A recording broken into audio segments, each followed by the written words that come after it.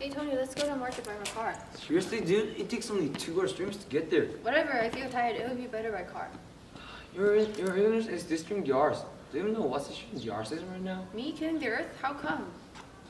All the thing came off the car is literally poison. Ours is suffering from all the air pollution. What? No way! It's true. Air pollution has damaged this planet for hundreds of years. In fact, major ecological problems are derived from air pollution. Phenomena like global warming, smog, and deforestation are all the examples of problems caused by air pollution. So, let's see how this actually works. See, you're the cause of air pollution. Oh my god, but I still don't get it. I was just going to ride the car for like 2 minutes. Just do the lesson. Let's go.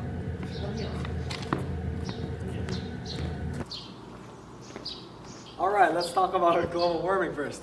Greenhouse gases are one kind of air pollution that humans have made. These kind of emissions, like carbon dioxide and methane nitrous gases, trap heat from the sun on the Earth's atmosphere.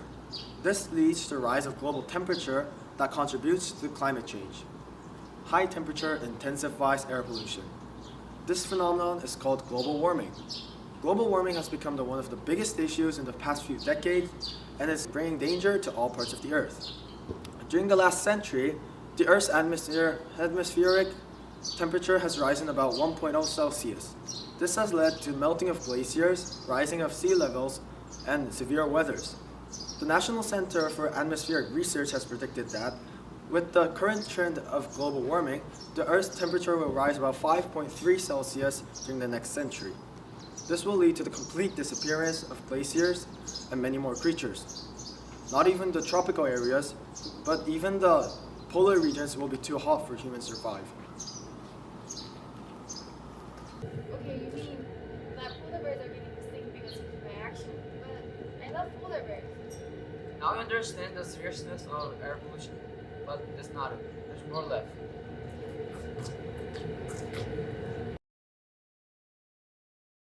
Air pollution also causes deforestation.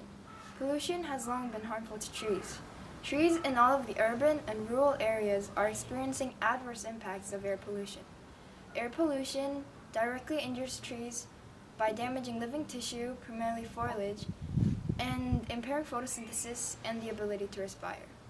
Amazon, the world's largest rainforest, was damaged in an area roughly 5 times the size of London between August 2017 and July 2018.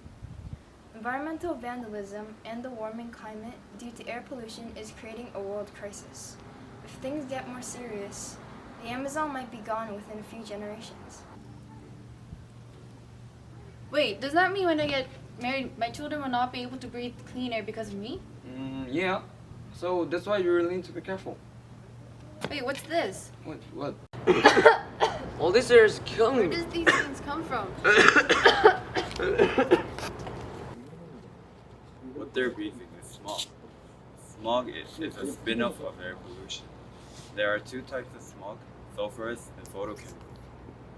Sulfurous smogs are made out of sulfur oxides that occur when we burn coal or other fossil fuels that contain sulfur, and photochemical smog is a result of sunlight and nitrogen oxide. These kills many people. Smog creates brown haze that reduces visibility, harms plants, irritates eyes, and causes respiratory distress. In 2015, about 2,800 people in China got infected with lung cancer daily, and 610,000 people died from lung cancer. Extremely small particles in smog and polluted air called particulate matter build up in our lungs, change how cells replicate, leading to DNA damage causing cancer. This problem is not openly happening in China but all around the world. Countries in Asia, Europe, and America are all suffering from the same problem. Now, let's go back a few decades when smog was a major problem. Have you ever heard about the Great Smog of London? In December 1952, London was trapped in a deadly smog for 5 days. A mixture of carbon dioxide and small particles mounted over London, and 12,000 people died from the smog and tens of thousands were ill.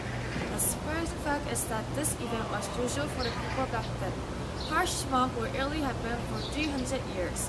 In most cases, the smog would just be blown away by the wind after a day or two. However, the Great Smog of London lasted 5 days. The roads were invisible, criminals ran rampage under the big cloak of darkness, and several events were cancelled.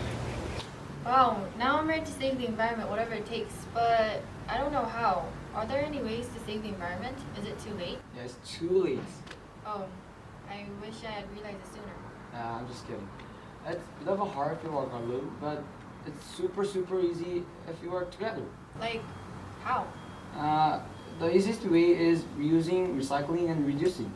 For example, recycle some plastic bags, reduce forest firing, and lastly, you can recycle some products. Oh, then are there any more ways to save the environment?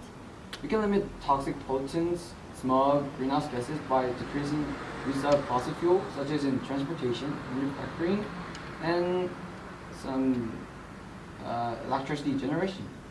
Does that mean when I use my car only when I need it, I can save the earth a little bit? Of course. Are there any ways for the government? Yeah, if the government, firms, and individuals all do what they can, air pollution is not a problem. But would it be hard? I mean, I don't think anyone would do such a thing. No, not at all. All of us who try to preserve the environment are all in win-win situation. Firms can earn good impression while producing product that help restore the environment. Now I learned the importance of the ecosystem. And you have to preserve it, right? Of course, but I have a question. Alright. All the things we can do only limit the environment from getting worse, not make it better. Is there any way that we can make air cleaner? No worries, there's a technology called direct air capture, DAC for short. The DAC is a technology that captures CO2 from the atmosphere.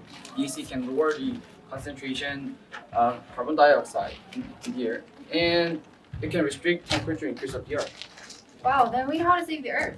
Yeah, all we need is people's cooperation. I don't want this planet to die. I'm just going to preserve the environment. How about you?